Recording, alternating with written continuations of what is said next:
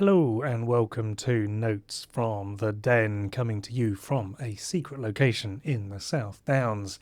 This week it is a very wet and stormy July day, so the Den has been absolutely battered with wind and rain while I've been inside it, shaking around, and yeah, I've even had the fire on. It's been so cold in here. But anyway, happy July. So this week I posted my content on LinkedIn as normal, and I got lots of responses from people saying that it had really got them thinking and they learned a lot from watching the video, and that was really good. And I also had some emails from my subscribers, because my subscribers can simply reply to the email I send them with questions and comments.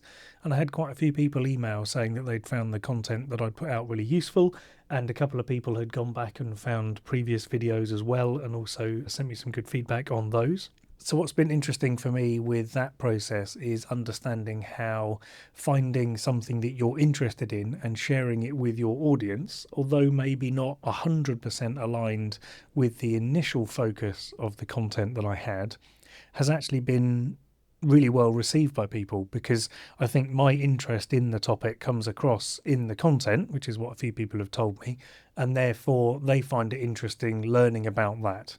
So I'm taking a bigger idea and framing it in the context of my audience. And it's something I talk about a lot in the book, and it's something I talk a lot about in my content anyway. So I think putting that into practice with the recent AI content has had a double impact, in the sense that, one, it's sort of practicing what I talk about a lot, taking my own advice, but also it's showing how it can work. Some of those people who have got in touch, I'm sure, will then continue to read more content, watch more content, listen to more content. I've had a couple of book orders this week as well. So I think that's been really useful to see the process working firsthand, and also being able to share it with you in this behind the scenes podcast. The other curious thing that's happened this week is I've really struggled to narrow down a topic to write about for a future blog. I've got lots of ideas, but they're all quite big ideas. They're all quite big topics. And when I've tried to think about how I would structure that into a blog using my blog format, it's just been too big to get out of my head onto the page. So I thought, I could turn to AI to help me with this. So I tried using ChatGPT, and that, to be honest, didn't really bring up much. It just confirmed that the topic probably was a bit big, or the idea wasn't well enough formed, i.e. what I was asking ChatGPT, it was reflecting back to me, just wasn't focused enough to be a good idea. So I embraced the fact that I was struggling for an idea and wrote a blog about how I was struggling to have an idea and how AI hadn't really helped, and I explained the process I'd been through to show how I was prompting ChatGPT. So that will be coming in a few weeks, but I just thought I would share that with you ahead of the blog, because this is the week where that has come up for me. If you've listened to any other episodes of the podcast, you may have noticed that I have added some theme music in.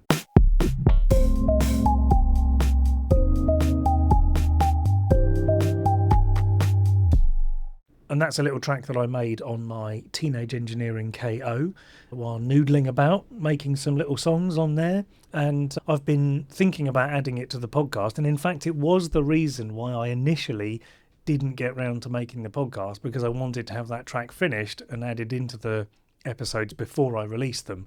And it was one of the things I was using to put off doing that. But actually, the other day I just bit the bullet, edited it, and then added it retrospectively into all the episodes, and it's now baked into all the new ones, so you'll hear those. You'll also notice that it pops up on the YouTube version as well. So that's been quite fun, indulging the creative side of creating there. I've also been playing around with Premiere Pro a bit more. It's a tool that I pay for as a business, and I don't really feel like I was getting the most of it. They've recently added a text-based editing function, which acts very much like Descript. They've also made it a lot easier to reformat your content into social, and they're working on making it easier to add funky subtitles. So they really are coming after Descript quite hard, and I always thought they would do, but I've been interested to see quite how quickly that has been moving. And as someone who already knows how to use Premiere Pro and that workflow and that style of editing, I actually find it quite useful. So I have found myself using Premiere Pro more than Descript. That being said, I am recording this into Descript right now and will have edited this podcast in Descript by the time you hear it. So it's not completely going from my workflow, but I just wanted to be transparent and share that I am actually using different tools for my video editing than I have been talking about previously in my content. So lastly this week, I just wanted to share something with you that I've been discussing with a friend of mine. They were asking whether they should follow the podcast and whether that makes a difference to supporting the podcast. And it's an interesting one because follows don't directly influence the popularity of a podcast, neither do reviews. Reviews aren't actually used by any of the platforms to recommend podcasts, despite what everyone on a podcast tells you. What does seem to make a difference is people telling other people about podcasts. And that is the best way to support a podcast. Obviously, if you press follow, it means that it's more likely that the next episode of the podcast is going to appear for that user. But it doesn't necessarily guarantee that it's going to be top of the list. So, for example, I subscribe to about 15 podcasts. So every couple of weeks, I'm getting about 15 new episodes pop up. And I don't listen to every episode, but they do pop up in my feed. However, if for I think it's 5 weeks in a row, I'm willing to be wrong on that number, but it's about 5 weeks in a row in Apple Podcasts. If you don't listen to an episode, it actually stops showing you those new episodes in your latest episode feed. So it is possible to follow and not be recommended. So therefore, my response to this person was, actually, following is a personal preference. If you want to follow, then that's fine. That can help. But really what can help is sharing it with a friend and saying, hey, I listened to this podcast episode recently and I think it might resonate with you, or there was a discussion we had the other day and then I listened to this podcast and it summarized our conversation, or hey, here's an idea I'd like to share with you. So I think really the best way to support this podcast and any other podcast that you listen to really is to tell a friend about it and recommend it. Maybe do a social post about it. There's lots of ways you can do that.